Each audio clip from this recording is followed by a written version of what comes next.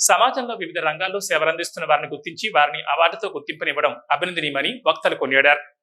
వెలుగు సామాజిక స్వచ్ఛంద సంస్థ విఎస్ఎస్ వారి ఆధ్వర్యంలో ఉభయ తెలుగు రాష్ట్రాల్లో వివిధ రంగాల్లో సేవలందించిన సేవకులకు జాతీయ స్థాయి మానవతా వెలుగు అవార్డ్స్ 2024 ఉగాది పురస్కారాలను సోమవారం ముఖ్య అతిథుల చేతుల మీదుగా ప్రదానం చేశారు.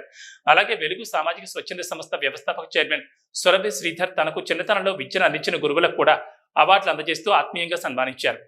ఈ సందర్భంగా ముఖ్య అతిథులు మాట్లాడుతూ సామాజిక సేవా రంగంలో రాణిస్తున్న వారిని గుర్తించి వారికి అవార్డు అందజేయడంలో మూలంగా అవార్డు గ్రహీతల్లో మరింత బాధ్యత పెరుగుతుందని అన్నారు. గత 15 సంవత్సరాలుగా వెలుగు సామాజిక స్వచ్ఛంద సంస్థ నడుపుతున్న కార్యక్రమ నిర్వాహకులు సురభి శ్రీధర్ ను అభినందించారు. మన నాగరికత పెరిగిన కొద్దీ ఎంతో కొంత పర్యావరణానికి చెరుపు చేస్తాం. దాన్ని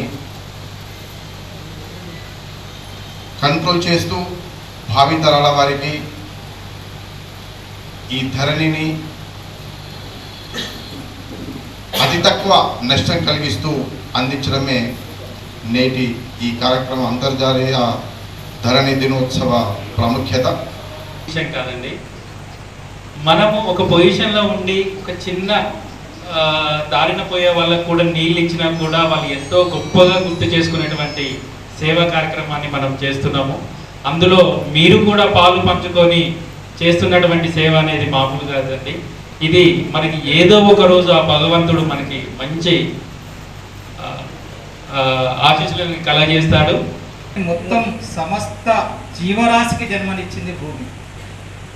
ఇటువంటి భూమాత దినోత్సవం రోజున అద్భుతమైన కార్యక్రమాలు తమ్ము నిర్వహించడం జరుగుతాం.